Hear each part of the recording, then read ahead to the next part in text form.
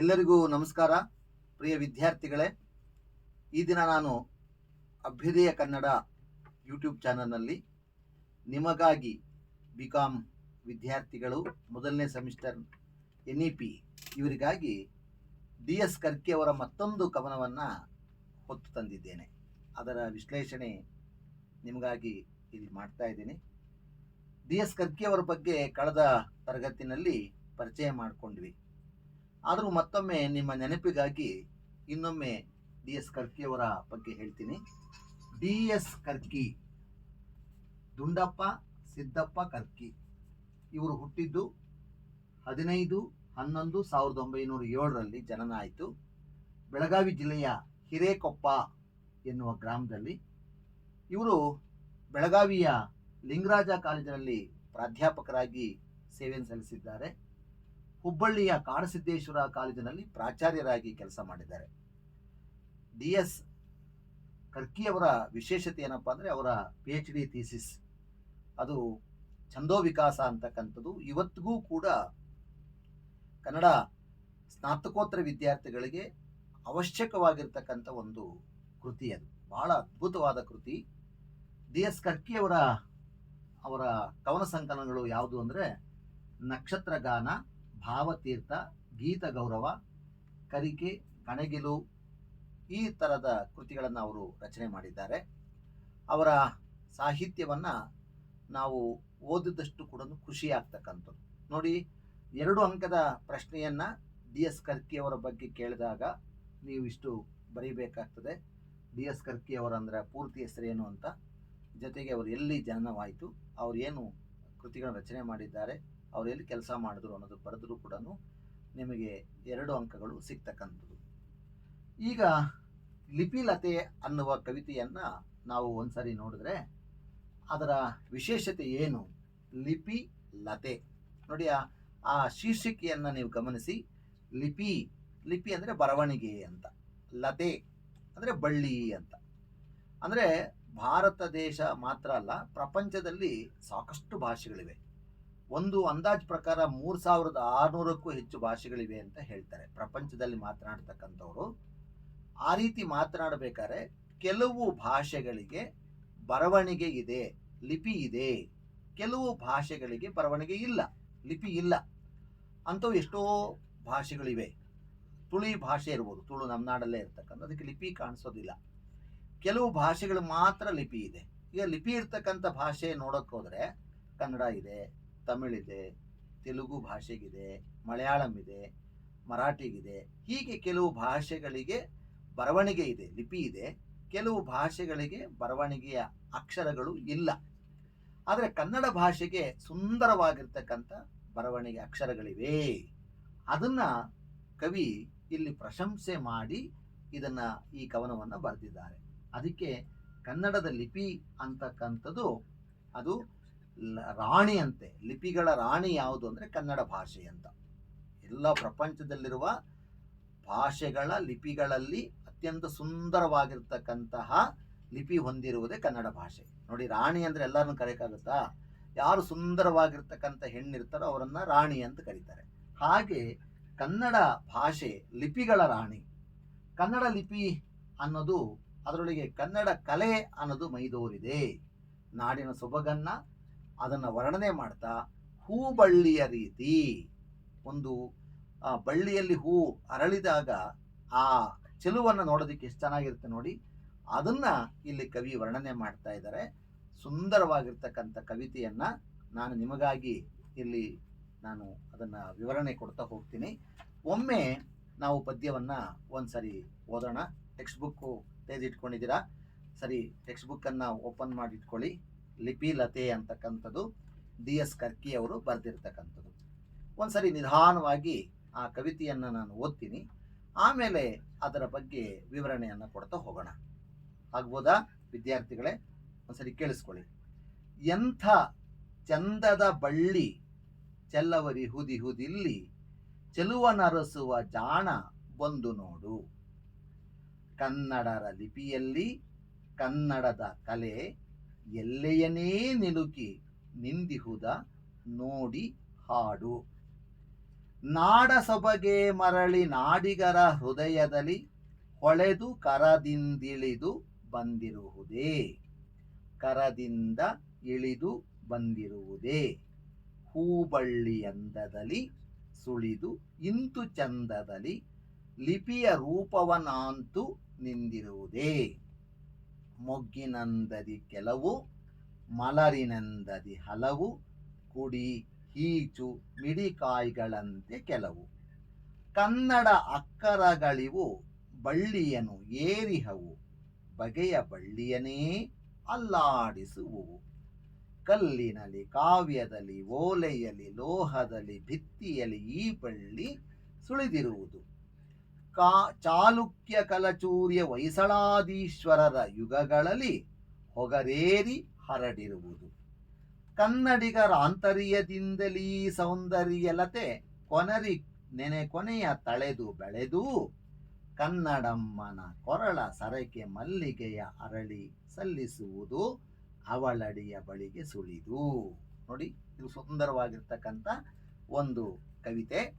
ಮೊದಲನೇ ಒಂದೊಂದು ಚರಣವನ್ನು ನೋಡ್ತಾ ಹೋಗೋಣ, ಒಂದೊಂದು ಹೇಗೆ ಅದನ್ನು ಕನ್ನಡ ಭಾಷೆಯ ಲಿಪಿಯನ್ನು ವರ್ಣನೆ ಮಾಡ್ತಾರೆ ಅಂತ.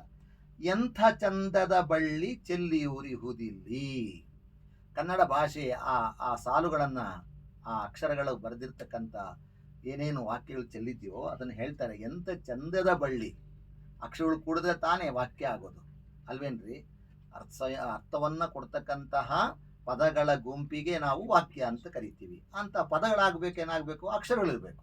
ಅದಕ್ಕೆ ಕವಿ ಹೇಳ್ತಾರೆ, ಎಂಥ ಚಂದದ ಬಳ್ಳಿ ಚೆಲ್ಲಿಯೂರಿಹುದಿಲ್ಲಿ ಚೆಲುವನರಸುವ. ಅರಸು ಅಂದ್ರೇನು? ಹುಡುಕು ಅಂತ ಅರ್ಥ. ಎರಡರ್ಥ ಬರ್ತದೆ. ಅರಸು ಅಂದ್ರೆ ಒಂದು ರಾಜ ಅಂತ. ಇನ್ನೊಂದು ಅರ್ಥ ಏನು? ಹುಡುಕುವುದು, ಅನ್ವೇಷಣೆ ಮಾಡ್ತಕ್ಕಂಥದ್ದು. ಚೆಲುವನರಸುವ ಜಾಣ ಬಂದು ನೋಡು. ಕನ್ನಡಿಗರನ್ನ ಕವಿಯಲ್ಲಿ ಹೇಳ್ತಾರೆ ಜಾಣ ಅಂತ. ಜಾಣಿಯರ ಪತ್ರಿಕೆ ಅಂತ ಒಂದಿತ್ತು, ಲಂಕೇಶ್ ಪತ್ರಿಕೆಯನ್ನ ಅವ್ರ ಕೆಳಗಡೆ ಕೊಟ್ಟಿದ್ರು, ಜಾಣಿಯರ ಪತ್ರಿಕೆ ಅಂತ. ಜಾಣ ಅಂದ್ರೆ ಬುದ್ಧಿವಂತ ಅಂತ. ಚೆಲುವನರಸುವ ಜಾಣ ಬಂದು ನೋಡು. ಕನ್ನಡರ ಲಿಪಿಯಲ್ಲಿ, ನೋಡಿ, ಕನ್ನಡರ ಲಿಪಿಯಲ್ಲಿ, ಕನ್ನಡಿಗರ ಅಲ್ಲ, ಕನ್ನಡಿಗ. ನೋಡಿ, ಇಲ್ಲೊಂದು ಪದ ಬಳಸ್ತಿರೋರು. ಕನ್ನಡರ ಲಿಪಿಯಲ್ಲಿ, ಬರವಣಿಗೆಯಲ್ಲಿ, ಅಕ್ಷರಗಳಲ್ಲಿ ಕನ್ನಡದ ಕಲೆ ಎಲ್ಲೆಯನೇ ನಿಲುಕಿ ನಿಂದಿಹುದ ನೋಡಿ ಹಾಡು. ಕಲೆ ಅಂದ್ರೇನು? ಲಲಿತ ವಿದ್ಯೆ, ಅದು ಗುರುತು. ಯಾವುದು ಲಲಿತ ಅಂದ್ರೆ? ಚೆಲುವು, ಸೌಂದರ್ಯವನ್ನ ಲಲಿತ ಅಂತ ಕರೀತಾರೆ. ಮನೋಹರವಾದ, ಮನಸ್ಸಿಗೆ ಆನಂದವನ್ನ ಕೊಡ್ತಕ್ಕಂಥದ್ದನ್ನ ನಾವು ಲಲಿತ ಅಂತೀವಿ. ಅದನ್ನ ಕಲೆ ಅಂತ ಕರಿತೀವಿ. ಕನ್ನಡ ಅಕ್ಷರಗಳನ್ನು ನೋಡ್ತಿದ್ರೆ ಮನಸ್ಸಿಗೆ ಖುಷಿ ಆಗ್ತದೆ. ಕನ್ನಡದ ಕಲೆ ಎಲ್ಲೆಯನೇ ನಿಲುಕು ಕೈ ಸಿಗುತ್ತಕ್ಕಂಥದ್ದು. ನಿಲುಕು ನೋಡು, ನಿಲುಕುವುದು ಅಂತಿದೆ ನೋಡಿ. ಚಾಚುವುದು ಒಂದಿದೆ, ನಿಲುಕ್ತಾನೆ ಅಂತ. ನಿಲುಕುವುದು, ಕೈಗೆ ಸಿಗುವುದು. ಆ ಕೈಗೆ ಸಿಕ್ಕಿದೆ ಯಾವುದು? ಮನೋಹರವಾದ, ಸುಂದರವಾಗಿರ್ತಕ್ಕಂಥ, ಮನಸ್ಸಿಗೆ ಆನಂದವನ್ನು ಕೊಡ್ತಕ್ಕಂತಹ ಲಿಪಿ ನಮ್ಮ ಕೈಗೆ ಸಿಕ್ಕಿದೆ. ನಿಂದುಹುದ ನೋಡಿ ಹಾಡು. ನಾಡ ಸೊಬಗೆ ಮರಳಿ ನಾಡಿಗರ ಹೃದಯದಲ್ಲಿ ಹೊಳೆದು ಕರದಿಂದಿಳಿದು ಬಂದಿರುವುದೇ. ಕವಿ ಕೇಳ್ತಾರೆ ನೋಡಿ, ಇಲ್ಲಿ ನಾಡ ಸೊಬಗು, ಕನ್ನಡ ನಾಡಿನ ಸೊಬಗು ಒಂದ ಎರಡ? ಕನ್ನಡ ನಾಡಿನ ಸೊಬಗುಗಳು ಆ ಸಹ್ಯಾದ್ರಿಯ ಬೆಟ್ಟದ ಸಾಲಿರ್ಬೋದು, ಆ ನದಿಗಳ ಹರಿಯುವಿಕೆ ಇರ್ತಕ್ಕಂಥದ್ದು ಇರ್ಬೋದು, ವನಗಳಿರ್ಬೋದು, ತೋಟಗಳಿರ್ಬೋದು, ಹಣ್ಣುಗಳಿರ್ಬೋದು, ಆ ಶಿಲ್ಪಕಲೆ ಇರ್ಬೋದು. ಎಷ್ಟಿದೆಯಪ್ಪ ಕನ್ನಡ ನಾಡಿನ ಸೊಬಗು! ಅದನ್ನು ಒಂದು ದಿನದಲ್ಲಿ, ಒಂದು ಕ್ಷಣದಲ್ಲಿ ವರ್ಣನೆ ಮಾಡೋಕ್ಕಾಗ್ತದ್ಯಾ? ಅಂತಹ ನಾಡ ಸೊಬಗೇ ಮರಳಿ ಹಿಂದಿರುಗಿ ನಾಡಿಗರ ಹೃದಯದಲ್ಲಿ, ಕನ್ನಡಿಗರ ಹೃದಯದಲ್ಲಿ ಹೊಳೆದು ಕರದಿಂದಿಳಿದು. ಹೊಳೆದು ಕರ ಅಂದ್ರೆ ಕೈ ಅಂತ. ನಾವು ಅಕ್ಷರ ಬರಿಬೇಕಾದ್ರೆ ಕೈ ಬಳಸ್ತಿತ್ತಾನೆ, ಆ ಹಸ್ತ ಬಳಸ್ತಿತ್ತಾನೆ. ಕರದಿಂದ ಇಳಿದು ಬಂದಿರುವುದೇ. ಕನ್ನಡ ನಾಡಿನ ಸೊಬಗು ಎಲ್ಲಿದೆಯಪ್ಪ ಅಂದ್ರೆ ನಮ್ಮ ಕನ್ನಡ ಭಾಷೆಯ ಲಿಪಿಯಲ್ಲಿ ಇದೆ. ಅದನ್ನ ಹೇಳ್ತೇನೆ ನೋಡಿ.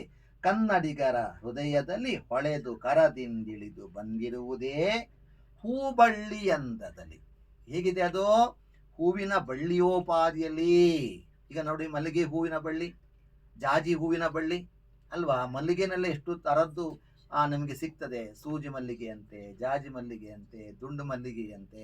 ನಾನಾ ಥರದ ಮಲ್ಲಿಗೆಯ ಹೂವುಗಳು ಆ ಬಳ್ಳಿಯಲ್ಲಿ ಅರಳುತ್ತದಲ್ಲ, ಹಾಗೆ ಹೂ ಬಳ್ಳಿ ಅಂದದಲ್ಲಿ ಸುಳಿದಿಂತು. ಸುಳಿ ಅಂದ ಅರ್ಥ ಏನು? ನಾನಾ ಅರ್ಥ ಬರ್ತದೆ. ಸುಳಿ ಅಂದ್ರೆ ಒಂದು ಕಾಣಿಸ್ಕೊಳ್ಳುವುದು. ಸುಳಿ ಅಂದ್ರೆ ಏನು? ನೀರಲ್ಲಿ ನೀರಿನ ಸುಳಿ ಇರ್ತದೆ. ನೀರಿನ ಸುಳಿ ಸಿಕ್ಕಾಕೊಂಡ್ಬಿಟ್ರೆ ಹೊಟ್ಟೋಗ್ಬಿಡ್ತೀವಿ ನಾವು, ಉಸಿರು ಕಡ್ದಂಗೆ ಆಗ್ಬಿಡ್ತದೆ ಅಲ್ವಾ. ಕೆಲವು ನದಿ ಹತ್ರ ಹಾಕಿರ್ತಾರೆ, ಸುಳಿಗಳಿವೆ ಎಚ್ಚರಿಕೆ, ನೀರಿಗೆ ಇಳಿಯದಿರಿ ಅಂತ ಹಾಕಿರ್ತಾರೆ ನೋಡಿ. ಇಲ್ಲಿ ಸುಳಿ ಅಂದ ಅರ್ಥ ಏನು? ಕಾಣಿಸ್ಕೊಳ್ಳುವುದು. ಏನಪ್ಪಾ ಸುಳಿಲೇ ಇಲ್ಲ ಅಂತಾರೆ ನೋಡಿ ಅಲ್ವಾ. ಏನು ಇಷ್ಟು ದಿನ ಸುಳಿಲೇ ಇಲ್ಲ ಅಂದ್ರೆ ಕಾಣಿಸ್ಕೊಳ್ಳಿಲ್ಲ ಅಂತ ಅರ್ಥ. ಒಂದು ಭಾಷೆಯನ್ನ ನೋಡಿದಾಗ ನಾನಾ ಅರ್ಥ ಬರ್ತಾ ಇರ್ತದೆ. ಇದನ್ನ ನಿಮ್ಗೆ ಎಕ್ಸಾಮಿನೇಷನ್ಗೆ ಬಹಳ ಮುಖ್ಯ. ನೀವು ಪೊಲೀಸು ಎಕ್ಸಾಮ್ ತಗೊಂಡ್ರೆ, ಅಥವಾ ಅದು ಎಂಥದ್ದು ಕಾನ್ಸ್ಟೇಬಲ್ಲು ಅಥವಾ ಇನ್ಸ್ಪೆಕ್ಟ್ರು ಅಥವಾ ಬೇರೆ FD ಏನೋ ST ಏನೋ ಏನೇ ನೀವು ಕನ್ನಡ ಎಕ್ಸಾಮ್ಸು ಗೌರ್ಮೆಂಟ್ ಎಕ್ಸಾಮ್ಸ್ ತಗೊಳ್ತೀನಿ ಅಂದರೆ ಈ ರೀತಿ ನಿಮಗೆ ನಾನಾ ಅರ್ಥಗಳು ಸಮಾನಾರ್ಥಗಳು ಬೇಕಾಗ್ತದೆ. ಅದಕ್ಕೆ ನಾವು ಪದ್ಯ ಓದಬೇಕಾದ್ರೆ ನಾವು ಈ ರೀತಿ ಪದಗಳಿಗೆ ಅರ್ಥವನ್ನು ಹುಡುಕಿ ತಿಳ್ಕೊಂಡು ಅದನ್ನು ಮನಸ್ಸು ಮಾಡ್ಕೋಬೇಕು. ಅವಾಗ ನಿಮ್ಗೆ ಉಪಯೋಗಕ್ಕೆ ಬರುತ್ತೆ ನೋಡಿ. ಸುಳಿದು ಅಂದರೆ ಇಲ್ಲಿ ಕಾಣಿಸಿಕೊಳ್ಳುವುದು ಅಂತ ಅರ್ಥ. ಇನ್ನೊಂದು ಸುಳಿ ಅಂತಿದೆ, ಈ ದೇಹದಲ್ಲಿ ಕೂದಲು ಸುಳಿ ಆಗ್ತಕ್ಕಂಥದ್ದು. ಕೆಲವರಿಗೆ ನೆತ್ತಿ ಮೇಲೆ ಸುಳಿ ಬರ್ತದೆ, ಕೆಲವರಿಗೆ ಎದೆಯಲ್ಲಿ ಸುಳಿ ಇರ್ತದೆ, ಕೆಲವರಿಗೆ ಎಲ್ಲೆಲ್ಲೋ ಸುಳಿ ಇರ್ತದೆ. ಆ ಸುಳಿ ಇದ್ರೆ ಒಂದೊಂದು ಅರ್ಥ ಬೇರೆ ಬೇರೆ ತರ ಸಿಗ್ತದೆ. ಇಲ್ಲಿ ಸುಳಿ ಅಂದ ಅರ್ಥ ಏನಪ್ಪಾ ಅಂದ್ರೆ ಇಲ್ಲಿ ಕಾಣಿಸಿಕೊಳ್ಳುವುದು ಅಂತ.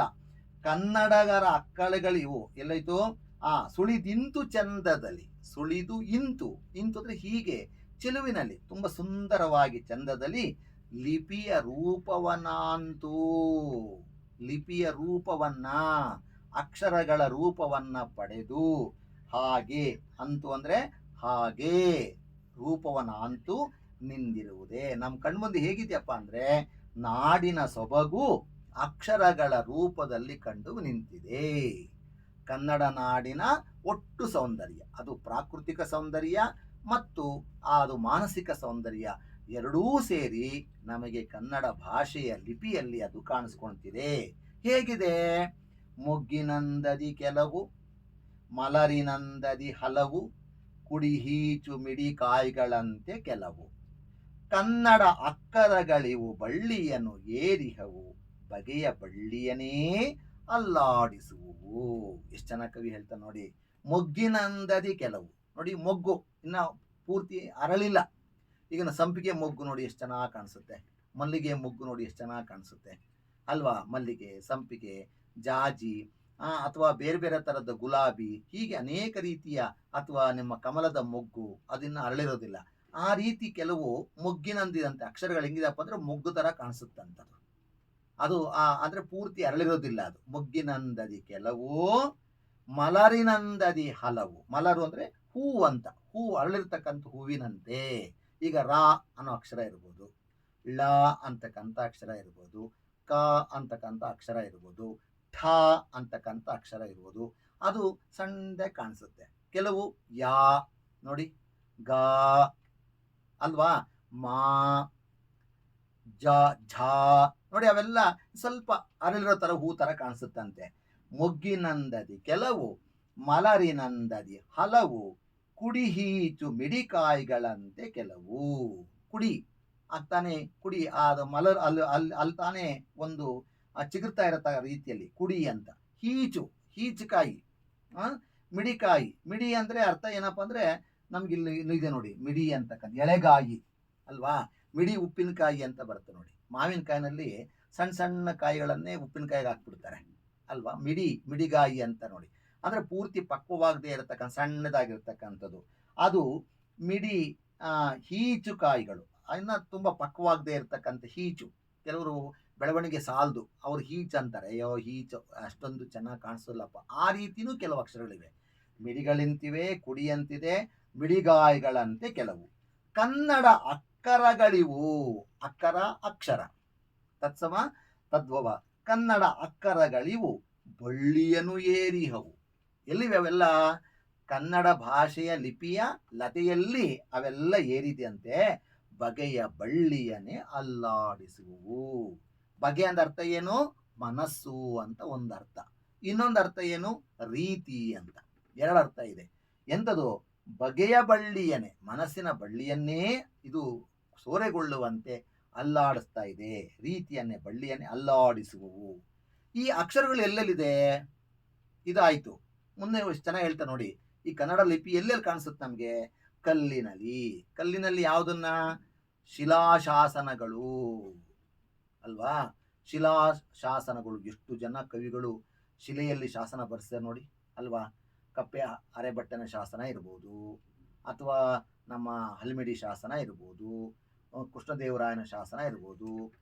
ಎಷ್ಟು ಜನ ರೀ ಶಾಸನಗಳು. ಚಾಲುಕ್ಯರು, ಕಲಚೂರ್ಯರು, ಹೊಯ್ಸಳರು, ಆಮೇಲೆ ನಮ್ಮ ವಿಜಯನಗರದ ಅರಸರು, ಮೈಸೂರು ದೊರೆಗಳು, ಒಬ್ರ ಇಬ್ರ ಎಷ್ಟು ಜನ ಶಾಸನಗಳನ್ನು ಬರೆಸಿದ್ದಾರೆ. ಕನ್ನಡ ಲಿಪಿ ಆ ಶಾಸನಗಳಲ್ಲಿ ಇದೆ. ಕನ್ನಡದ ಅಕ್ಷರಗಳು ಕಲ್ಲಿನಲ್ಲಿದೆ, ಕಾವ್ಯದಲ್ಲಿದೆ. ಪಂಪ, ರನ್ನ, ಪೊನ್ನ, ಜನ್ನ, ಕುಮಾರವ್ಯಾಸ, ರಾಘವಾಂಕ, ಹರಿಹರ, ಒಬ್ರ ಇಬ್ರ ಎಷ್ಟು ಜನ ಇದ್ದಾರೆ. ಚಾಮರಸ ಅಲ್ವಾ? ಎಷ್ಟು ಜನ ಇದ್ದಾರೆ. ಅವರೆಲ್ಲರೂ, ಲಕ್ಷ್ಮೀಶ, ಅವರೆಲ್ಲರೂ ಕಾವ್ಯದಲ್ಲಿ ಕನ್ನಡ ಭಾಷೆಯನ್ನ ಬಳಸಿ ಬರ್ದಿರೋ ತಾನೆ. ಕಲ್ಲಿನಲ್ಲಿ, ಕಾವ್ಯದಲ್ಲಿ, ಓಲೆಯಲ್ಲಿ. ಓಲೆಗರಿ, ಈ ತಾಳೆಗರಿ ಅಂತ ಬರುತ್ತೆ ನೋಡಿ. ನಮಗೆ ಈ ಪೇಪರ್ ಬಳಸೋದಕ್ಕಿಂತ ಮುಂಚಿತವಾಗಿ ನಾವು ಅದನ್ನೇ ಬಳಸ್ತಿದ್ದು. ತಾಳೆಗರಿ, ತಾಳೆ ಮರದಿಂದ ಎಲೆ ತಗೊಂಬಂದು ಅದನ್ನ ಸಂಸ್ಕಾರ ಮಾಡಿ ಅದಕ್ಕೆ ಕತ್ತರಿಸಿ ಅದರೊಳಗೆ ಬರೀತಾ ಇದ್ರು. ಅದನ್ನ ಓಲೆಯಲ್ಲಿ, ಲೋಹದಲ್ಲಿ, ಲೋಹ ಅಂದರೆ ತಾಮ್ರ ಶಾಸನಗಳು. ತಾಮ್ರವನ್ನು ತೆಗೆದುಕೊಂಡು ಅದನ್ನು ಹಾಳೆಯಾಗಿ ಮಾಡಿಬಿಟ್ಟು ಕತ್ತರಿಸಿ ಅದರ ಮೇಲೆ ಕೆತ್ತನೆ ಮಾಡ್ತೀವಿ. ಇವತ್ತು ತಾಮ್ರ ಶಾಸನ ಸಿಗುತ್ತೆ.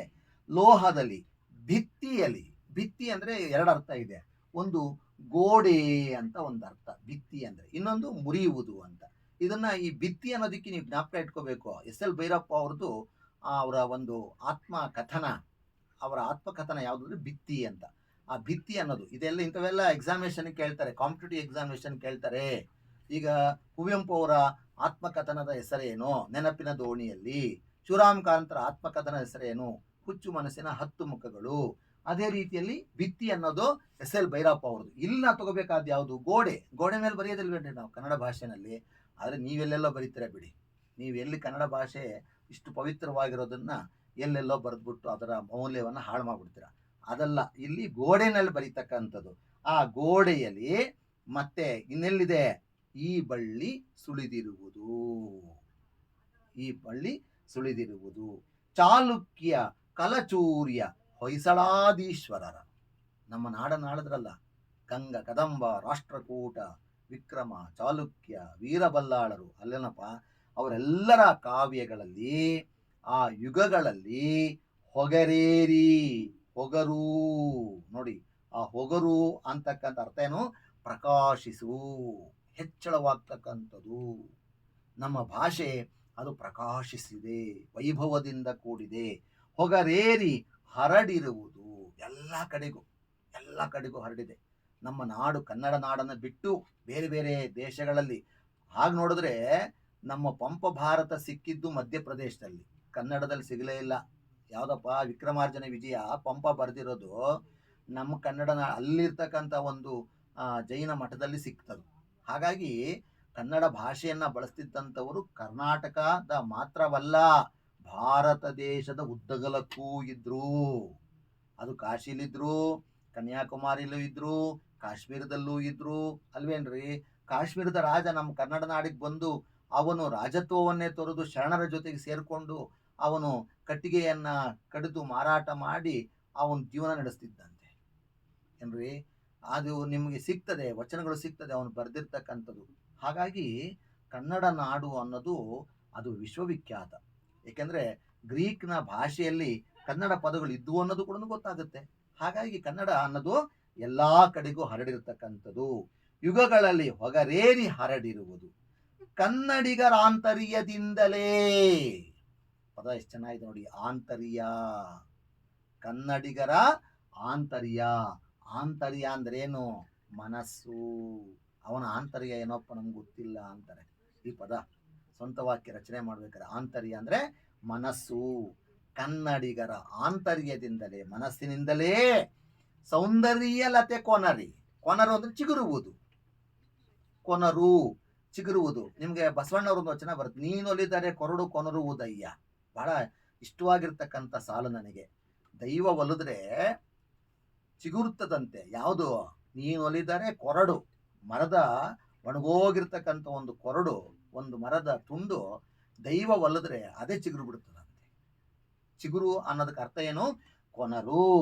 ಇಲ್ಲಿ ಸೌಂದರ್ಯ ಕನ್ನಡಿಗರ ಆಂತರ್ಯದಿಂದಲೇ, ಕನ್ನಡಿಗರ ಮನಸ್ಸಿನಿಂದಲೇ ಆ ಕನ್ನಡ ಭಾಷೆಯ ಸೌಂದರ್ಯ ಲತೆ ಅನ್ನೋದು ಚಿಗುರಿ ನೆನೆ ಕೊನೆಯ ತಳೆದು, ನೆನೆ ನನೆ, ನೆನೆ ನನೆ, ಎರಡು ಪದ ಇದೆ. ಇಲ್ಲಿ ತಗೋಬೇಕಾದದ್ದು ನನೆ.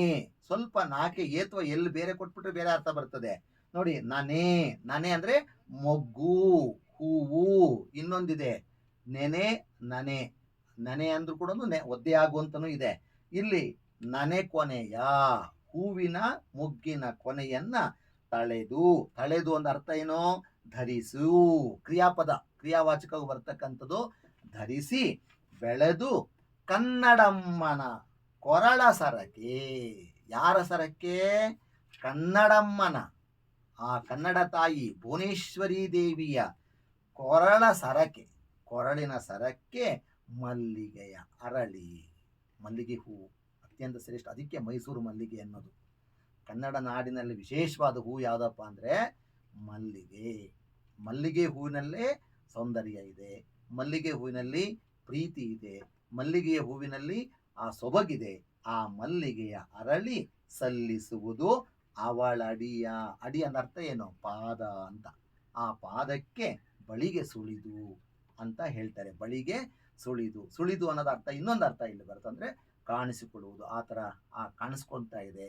ಆ ತಾಯಿಯ ಪಾದಕ್ಕೆ ನಮ್ಮ ಭಾಷೆಯ ಲಿಪಿಯನ್ನ ಅರ್ಪಣೆ ಮಾಡ್ತಿದ್ದೀವಿ ಅನ್ನುವ ರೀತಿಯಲ್ಲಿ ಕವಿ ಇದನ್ನ ಬರೆದಿದ್ದಾರೆ. ಅತ್ಯಂತ ಸೊಗಸಾಗಿರ್ತಕ್ಕಂಥ ಪದ್ಯವನ್ನ ನಾವು ಇಲ್ಲಿ ಕಾಣ್ಬೋದು. ಇದನ್ನು ಬರೆದವ್ರು ಯಾರು ಅಂದರೆ DS ಕರ್ಕಿಯವರು. ಇದು ಎಲ್ಲಿ ಸಿಗುತ್ತಪ್ಪ? ಕಾವ್ಯ ತರಂಗಿಣಿ ಅನ್ನುವ ಒಂದು ಕವನ ಸಂಕಲನದಲ್ಲಿ ಇದು ಇದೆ. ಇದರ ಸಂಪಾದಕರು ಕುವೆಂಪು ಅವರು. ಸೊ ವಿದ್ಯಾರ್ಥಿಗಳೇ, ಈ ಒಂದು ಪಾಠ ನಿಮಗೆ ಅರ್ಥವಾಯಿತು ಅಂತ ನಾನು ಭಾವಿಸ್ತೀನಿ. ನಿಮಗೆ ಉಪಯೋಗ ಆಗಲಿ, ಪರೀಕ್ಷೆಯಲ್ಲಿ ಇದನ್ನು ಕೇಳಿಸ್ಕೊಂಡು ಹೆಚ್ಚಿನ ಅಂಕಗಳನ್ನು ಪಡ್ಕೊಳ್ಳಿ ಅಂತ ಹೇಳ್ತಾ ಇನ್ನೊಂದು ಪದ್ಯದೊಂದಿಗೆ ಮತ್ತೊಮ್ಮೆ ನಿಮ್ಮನ್ನು ಭೇಟಿ ಆಗ್ತೇನೆ. ಎಲ್ಲರಿಗೂ ನಮಸ್ಕಾರಗಳು.